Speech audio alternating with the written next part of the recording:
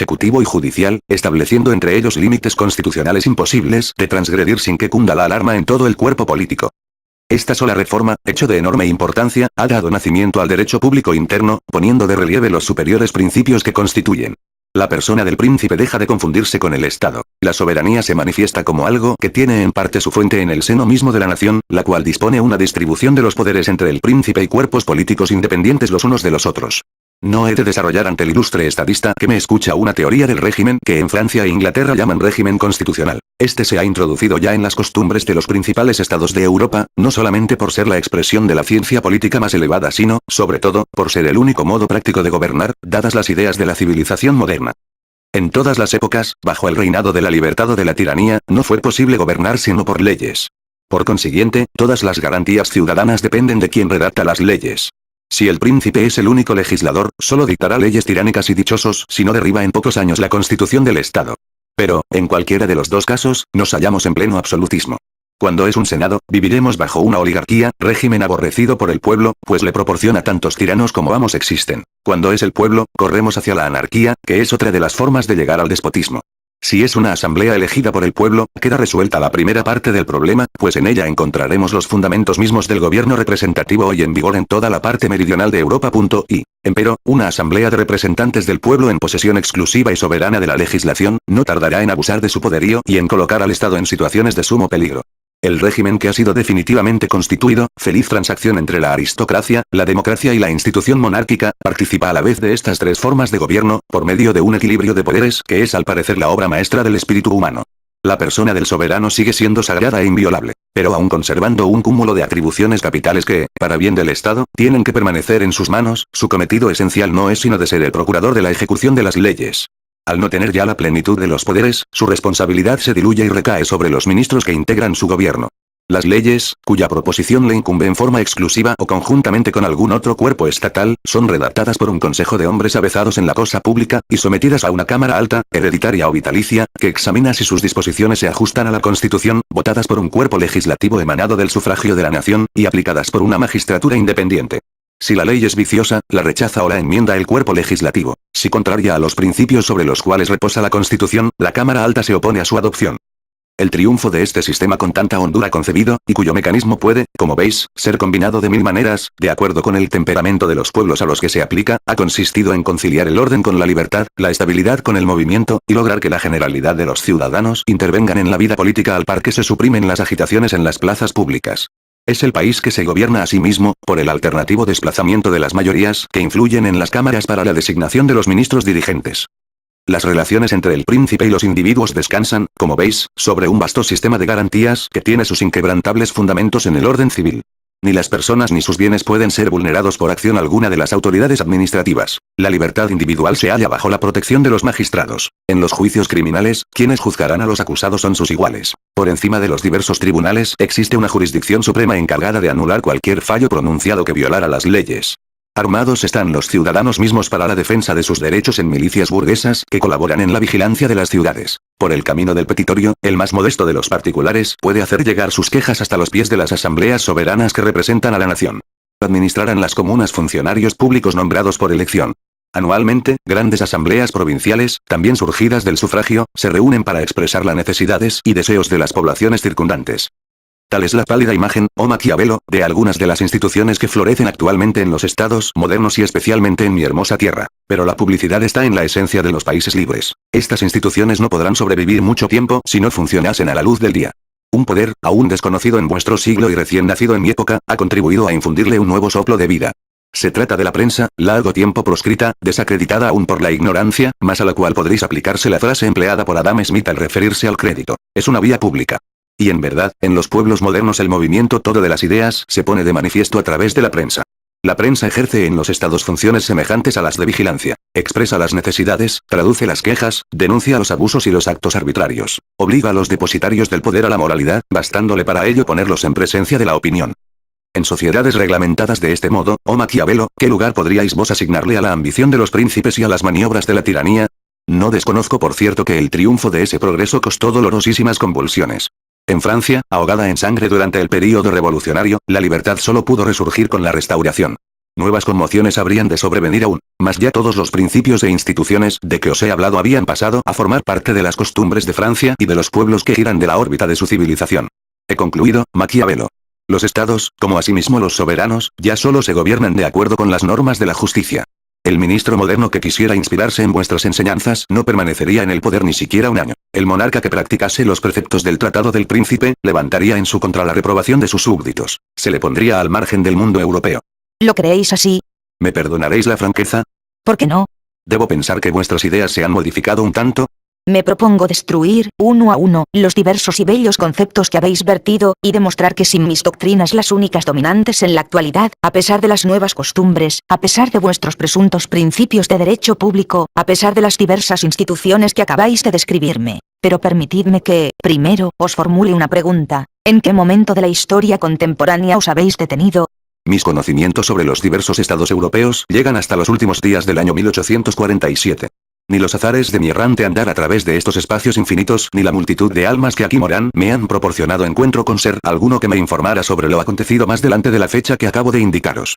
Luego de mi descenso a la mansión de las tinieblas, transité aproximadamente medio siglo entre los pueblos del mundo antiguo y apenas ha transcurrido un cuarto de siglo desde mi encuentro con las legiones de los pueblos modernos. Más aún, tengo que decir que la mayoría de ellos llegaban aquí desde los confines más remotos de la Tierra.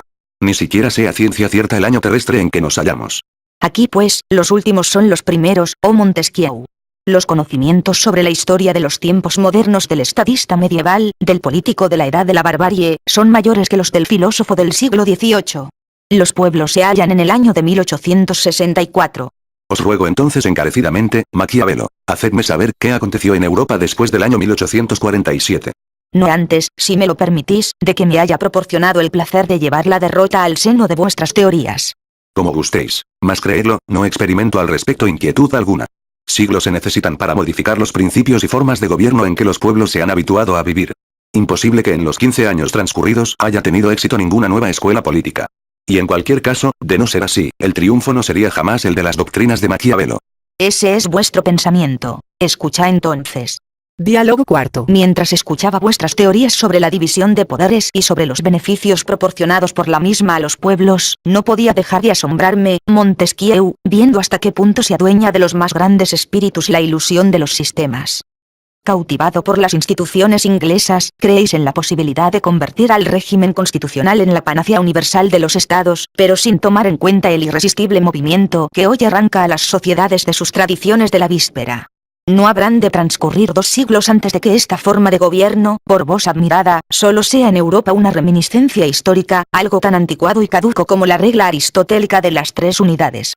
Permitid que ante todo examine en sí misma la mecánica de vuestra política. 3 poderes en equilibrio, cada uno en su compartimiento. Uno dicta las leyes, otro las aplica, el tercero debe ejecutarlas. El príncipe reina y los ministros gobiernan. Báscula constitucional maravillosa. Todo lo habéis previsto, todo ordenado, salvo el movimiento. El triunfo de un sistema semejante anularía la acción. Si el mecanismo funcionara con precisión, sobrevendría la inmovilidad. Pero en verdad las cosas no ocurren de esa manera. En cualquier momento, la rotura de uno de los resortes, tan cuidadosamente fraguados por vos, provocaría el movimiento. ¿Creéis por ventura que los poderes se mantendrán por largo tiempo dentro de los límites constitucionales que le habéis asignado, que no los traspasarán? ¿Es concebible una legislatura independiente que no aspire a la soberanía? ¿O una magistratura que no se doblegue al capricho de la opinión pública? Y sobre todo, ¿qué príncipe, soberano de un reino o mandatario de una república, aceptará sin reservas el papel pasivo a que lo habéis condenado? ¿Quién, en su fuero íntimo, no abrigará el secreto deseo de derrocar los poderes rivales que trabajan en acción? En realidad, habréis puesto en pugna todas las fuerzas antagónicas, suscitando todas las venturas, proporcionando armas a los diferentes partidos. Dejáis librado el poder al asalto de cualquier ambición y convertís el Estado en campo de lucha de las facciones. En poco tiempo el desorden reinará por doquier. Inagotables retóricos convertirán las asambleas deliberativas en torneos oratorios. Periodistas audaces y desenfrenados libelistas atacarán diariamente al soberano en persona, desacreditarán al gobierno, a los ministros y a los altos funcionarios. Conozco desde hace mucho tiempo las críticas que se hacen a los gobiernos libres. No tienen a mis ojos valor alguno. No podemos condenar a las instituciones por los abusos cometidos.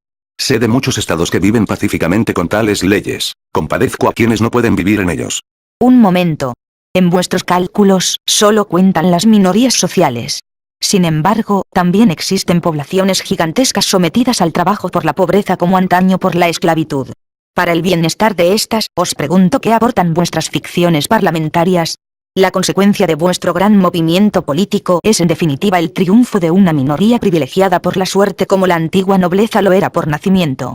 ¿Qué le importa al proletariado, inclinado sobre su trabajo, abrumado por el peso de su destino, que algunos oradores tengan el derecho de hablar y algunos periodistas el de escribir?